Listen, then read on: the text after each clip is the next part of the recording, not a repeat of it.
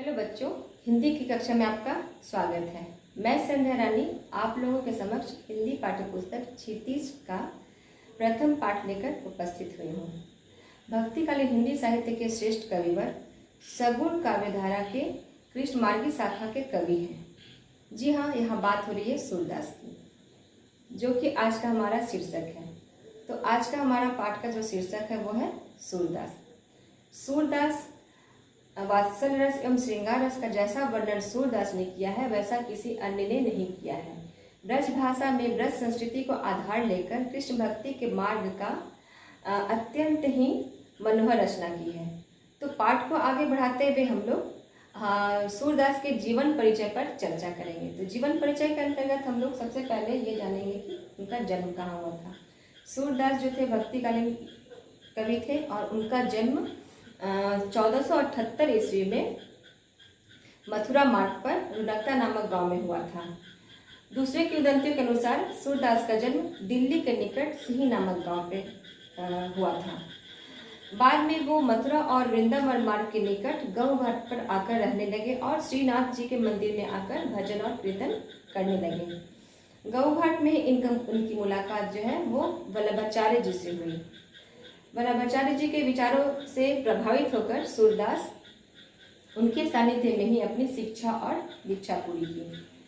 वल्लभाचार्य जी के पुत्र श्री विठलनाथ जी जो अष्टछात्र संगठन की जो रचना किए थे, उनके सबसे प्रसिद्ध कवियों में सूरदास का नाम आता है। जीवन परिचय के बाद अब हम लोग उनके साहित्य परिचय पर चर्चा करेंगे। इसके बाद अब हम लोग साहित्य परिचय की ओर आते हैं। साहित्य परिचय के अंतर्गत हम लोग इनके 3 ग्रंथ की चर्चा करेंगे, जो है सूरसागर, साहित्य लहरी और सुरसारावली। इनमें से सूरसागर जो है वो सबसे अधिक लोकप्रिय है। इनके काव्य में खेती और पशुपालन वाले भारतीय समाज का दैनिक अंतरंग चित्र तथा मनुष्य की स्वाभाविक वृत्तियों का चित्रण मिलता है।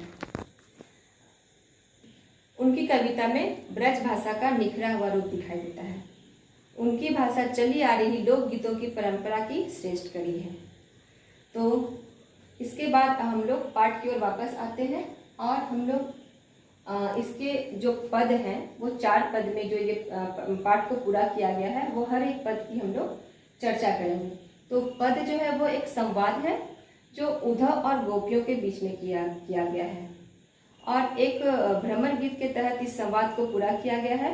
और जो मैं ब्लैक बोर्ड पर लिख करके पहले मैं अपने जो पद है, प्रथम पद है, उसको लिख करके इसका चर्चा करूँगी।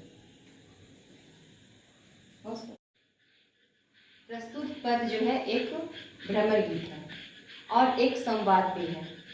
संवाद किनके बीच है यह मैं आपको बताती हूँ। संवाद है कृष्ण के मित्र उद्धव और गोपियों के बीच में। जब श्री कृष्ण गोकुल को छोड़कर मथुरा चले गए थे अपने राजधर्म को निभाने के लिए, तो वो गोपियों से वादा किए थे कि मैं फिर से लौटकर आऊँगा। लेकिन जब वो किसी कारणवश या अपने राजधर्म को निभाने के लिए जब वो नहीं आ पाए तो अपने मित्र उद्धव को भेज दिया एक संदेश देकर कि जाकर ये संदेश जो मेरा है वह गोपियों तक पहुंचा दो। तो इस पद में जो है एक संवाद, जैसा कि मैं बताई हूँ कि यह संवाद है, तो ये गोपियाँ जो हैं वह यह संवाद जो है वह एक व्यंग के रूप में, एक उलाहना के रूप में उद्धव को बोलती हैं। और यह जो है एक भ्रमर गीत है। इसे भ्रमर गीत के रूप में हम लोग देख सकते हैं। तो सबसे पहले हम लोग देखते हैं कि क्या ये बोलती हैं। उद्धव तुम हो अति बड़भागी, अपरस रहत स्नेह तगाते, नाहिन मन अनुरागी। इसमें जो गोपियाँ जो है वो उद्धव को बड़भागी मतलब बहुत ही भाग्यशाली, ठीक है। तो यहाँ पे गोपियाँ जो हैं वो उद्धव को भाग्यशाली या भाग्यवान बताती हैं, क्योंकि अपरस रहत स्नेह तगाते नाहिन मन अनुरागी। क्योंकि उनका कहना था कि तुम कृष्ण के समीप रहकर भी उनके प्रेम बंधन से तुम मुक्त कैसे रह गए, यानी कि तुम कृष्ण के समीप रहकर उनसे तुम्हें स्नेह कैसे नहीं हुआ और ना ही मन अनुरागी, ना ही तुम किसी प्रेम के बंधन में पड़े हो और ना ही तुम प्रेम से लिप्त हुए हो। तो तुम बहुत ही भाग्यशाली हो, क्योंकि तुम जो अभी जो संदेश दे रहे हो यह जो है हम लोगों को प्रेम मार्ग से भटक कर योग मार्ग यानी कि ज्ञान मार्ग की ओर जाने की ओर संदेश तुम्हारा जो है यह संदेश हम लोगों को ज्ञान मार्ग की ओर ले जाना चाह रहा है। पुरइनी पात रहत जल भीतर तारस देह न दानी। तुम लोगों का ये तुम्हारा जो संदेश है हम लोगों के लिए उसी तरह निरर्थक है जिस तरह से पुरइनी पात रहत जल भीतर, जैसे कमल का जो पत्ता होता है वो जल के भीतर रहते हुए भी उसमें उसके देह में उसके शरीर में एक भी जल की जो दाग नहीं लगती है, उसी तरह तुम्हारा यह जो शुष्क संदेश है, यह ज्ञान मार्ग का जो संदेश है वो उसी तरह है जैसा कि जो तुम बता रहे हो। जोजर माह तेल की गागरी बूंद न ताको लागी। जिस तरह तेल से चिपड़ा हुआ घड़ा जिस पर पानी की बूंदों का कोई असर नहीं होता है, इसी तरह जो है वो तुम्हारा यह संदेश भी है। जो तेल चुबाया हुआ घड़ा जो है जब जल के भीतर जाता है तो उस पर जल का जो है एक भी बूंद उस पर नहीं टिकता है। इस तरह तुम्हारा यह संदेश है ये हम लोगों पे कुछ भी असर नहीं करेगा। यह जो तुम्हारा शुभ संदेश है, यह जो तुम्हारा ज्ञान मार्ग जाने का संदेश है वो तुम्हारे लिए बेकार निरर्थक है। हम लोग प्रेम मार्ग की जो है हम लोग है प्रेम मार्ग में ही जाना पसंद करते हैं। प्रीति नदी में पाऊँ न बड़ियो दृष्टि न रूप परागी।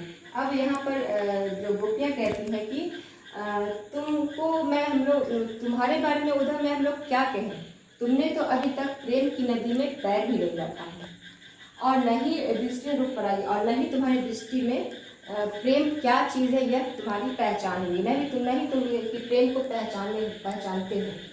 सूरदास अबला हम भोरी गुड़ चाटी जो पागी।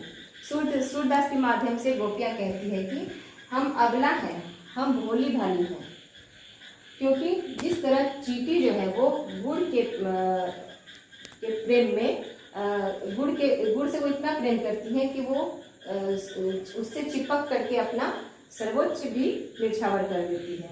तो इसी तरह हम लोग बहुत भोली भाली हैं और हमारा प्रेम जो है वो बहुत ही ये है, हमारा प्रेम बहुत ही प्रेरणादायक है और हम लोग इस प्रेम मार्ग को छोड़ नहीं सकते हैं।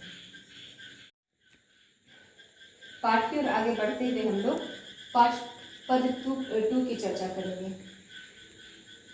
मन की मन ही मांझ रही, कहिए जाए कौन पे उधव नहीं परत कहीं। यानी मन की मन ही मांझ रही, मन में जो बात थी वो मन में रह गई है, कहीं जाए कौन पे उधव नहीं परत कहीं।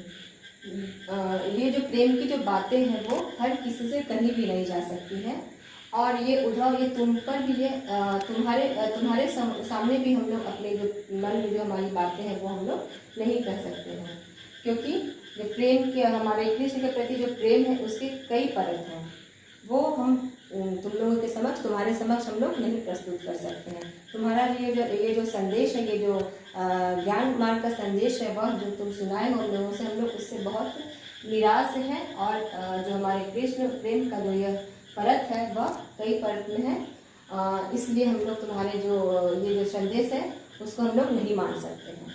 अवधि आधार आस आवन की तनमन दिखा सही।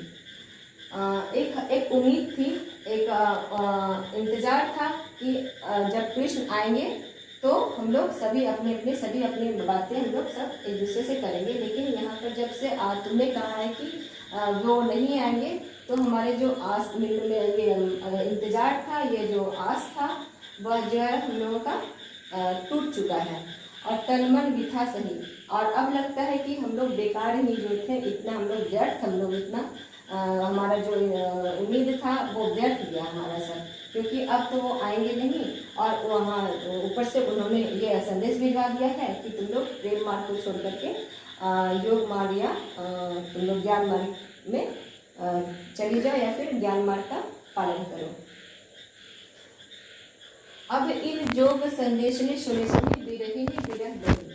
अब यह जो योग संदेश है या योग संदेश है या तुम्हारा ज्ञान मार्ग का संदेश है, यह सुन करके हम विरही जो है वो विरह के मारे हम लोग सब लोग दहक रहे हैं, विरह की आग में हम लोग सभी लोग दहक रहे हैं।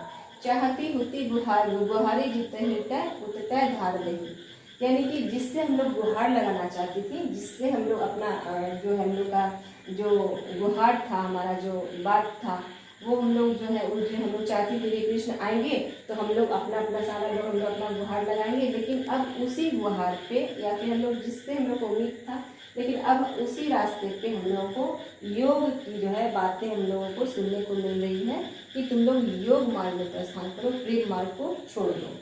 सूरदास अब धीरे धरही क्यों मर्यादा न लही। सूरदास के माध्यम से गोपिकाएं कह रही हैं कि अब हम लोग क्यों धैर्य रखें, क्यों धैर्य रखें और क्यों मर्यादा का पालन करें। जब कृष्ण नहीं ही आएंगे तो हम लोगों ने आपने बहुत धैर्य रख लिया और बहुत ही मर्यादा का पालन कर लिया। हम लोग पहले भी बहुत धैर्य रखे और बहुत मर्यादा का पालन किया, लेकिन अब हम लोग उनका जो संदेश है, उद्धव का जो संदेश है, उसको बिल्कुल नहीं मानेंगे और अपना जो हमारा मार्ग है, प्रेम मार्ग, हम लोग उसी पे चलते रहेंगे।